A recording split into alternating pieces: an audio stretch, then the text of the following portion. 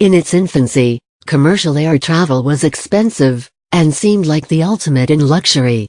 Today, that era seems long gone. Delays, strikes, long queues at security checkpoints, packed planes, and incidents like the violent removal of a passenger from a United Airlines flight are just some of the factors that lead many air travelers to view their next trip with dread rather than delight. Despite this, there have been attempts over the past couple of decades to bring some of the glamour back to flying by trying to revolutionize the private aviation market. Some of these endeavors relied on the use of innovative manufacturing techniques that promised to produce small aircraft at lower costs than previously thought possible, and then to use these airplanes to offer new services. In the 2000s, DayJet, based in Florida, planned to make use of a fleet of Eclipse aircraft, one of a new breed of very light jets or VLJs, to offer on-demand flights at cheaper prices than those charged by existing private air charter firms.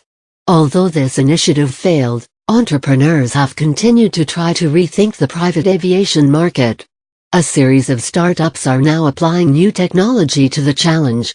This time, however, the focus is on streamlining the booking and scheduling of aircraft, rather than on the process of building them. Some of these ventures have already failed, whilst others, like Surfair, have begun to expand across the globe. Another of the new players is JetSmarter, which has headquarters in Fort Lauderdale in Florida. Its founder, Sergei Petrosov, first became interested in the field almost a decade ago, when he was invited to join a friend on a private jet flight. Mr. Petrosov, an entrepreneur who had previously launched businesses involved in education technology, found the private aviation world fascinating. He decided to research the market.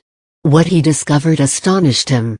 For one thing, in the late 2000s, booking a private flight often involved using fax machines to send documents back and forth. When I heard fax, I was thinking that this sounds like a stock market transaction in the 80s, he laughs. He was amazed to learn that, at the time, it was not generally possible to book flights online. He began to look deeper into the industry. The craziest thing about it was the average private airplane was only flying 200 hours a year, when optimally they could be flying 1,500 hours a year.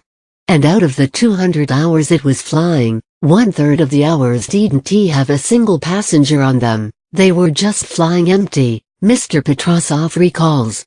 He saw a big opportunity to create a new business selling empty seats on private jets, with a modernized online booking process.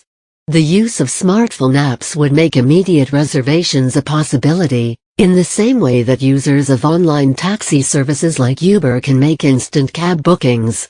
Mr. Petrosov believes that this approach allows him to offer flights on private jets at lower prices, and to open up the market to a new group of customers. The JetSmarter business model involves a membership scheme. Customers pay an annual fee of $15,000, £11,547, €13,127, which includes access to some flights free of further charges. For an additional cost they can also arrange flights themselves, and in some cases share the cost of these with other members. The company does not operate any planes itself. Instead, flights are provided by various private jet operators in the US and several other countries around the world. The key to success for his enterprise, says Mr. Petrosov, lies in the size of the community of customers. It is built on having a core base of members that then start to talk about it, and building that core is by far the most difficult task. It is like any other social network. If you don't have the people in it, you can scale it, you can grow it, he explains. The greater the number of members, Mr. Petrosov continues, the greater the number of flights, and the more attractive the proposition becomes to both existing and new customers. The firm is also starting to offer additional services, such as accommodation, in the hope of providing travelers with a seamless, end-to-end experience. It is not yet clear whether new approaches to private aviation like the one being pioneered by JetSmarter will be viable in the long term. But Richard Abulafia, vice president of analysis at Teal Group, which focuses on the aerospace and defense industry, says he finds these new business models intriguing.